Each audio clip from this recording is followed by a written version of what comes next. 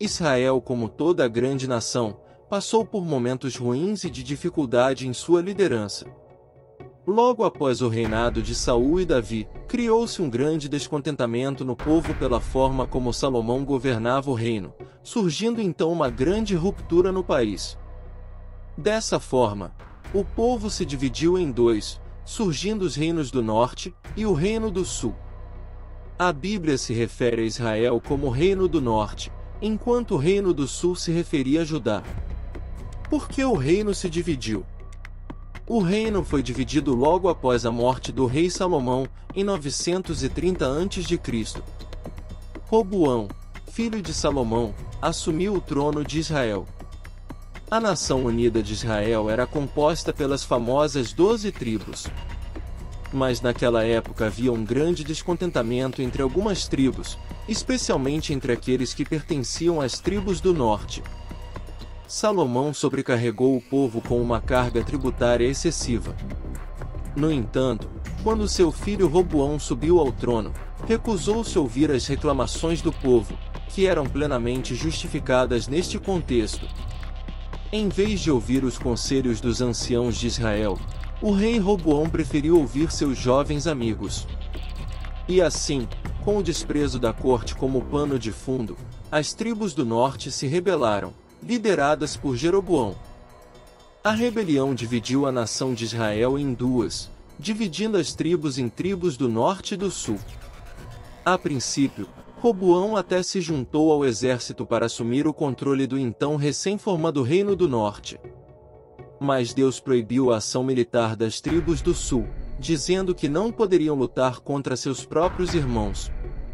Além disso, o Senhor advertiu que esta divisão está completamente sob seu controle, e tudo é feito de acordo com sua vontade soberana. A tribo do norte.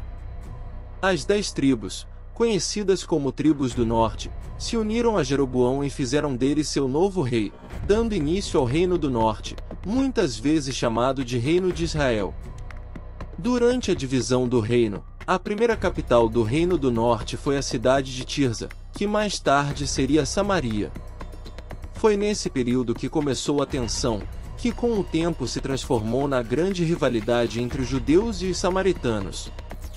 Durante sua curta história, o Reino do Norte teve 9 dinastias, totalizando 19 reis. De um modo geral, os reis do Reino do Norte fizeram muitas coisas que desagradaram ao Senhor. Muitos desses reis chegaram ao trono por meios violentos e perversos.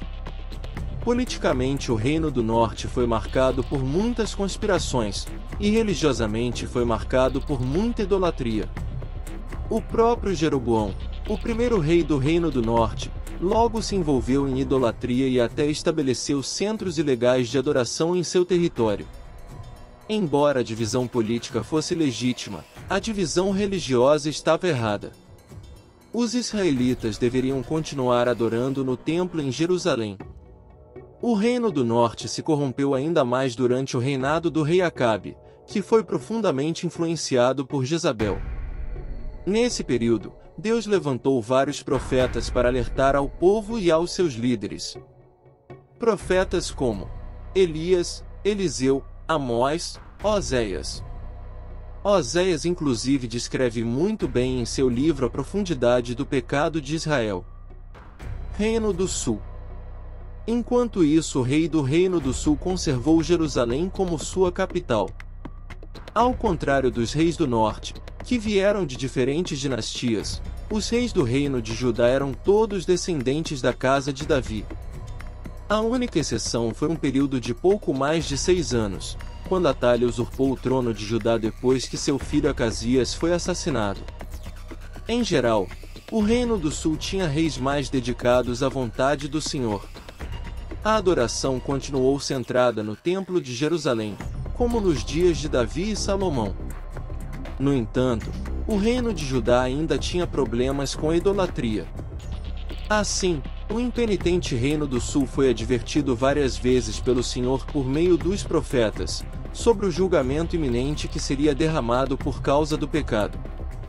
Profetas como Joel, Isaías, Miqueias, Sofonias, Jeremias e Abacuque foram os profetas que advertiram o reino do sul antes de sua queda. O fim dos reinos. Esses dois reinos divididos duraram pouco tempo. O reino do norte durou apenas 2 séculos e finalmente caiu sob o domínio dos assírios. Em 721 a.C., Samaria foi invadida pelo exército assírio e a população israelita foi exilada.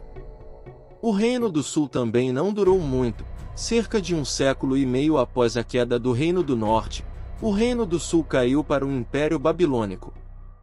Em 586 a.C., o rei Nabucodonosor invadiu Jerusalém e levou a sua população para o exílio. Durante esse período de cativeiro, o rei da Babilônia passou o poder de governo para os persas. O novo grande imperador era o rei Ciro, a quem Deus usou como um instrumento em sua mão para permitir que o seu povo finalmente retornasse a Jerusalém. Em cerca de 539 a.C., o primeiro grupo de exilados retornaram para Jerusalém sob a liderança de Zorobabel para reconstruir o templo e restabelecer o calendário nacional de Judá. Mais tarde, em aproximadamente 458 a.C., Esdras liderou um segundo grupo.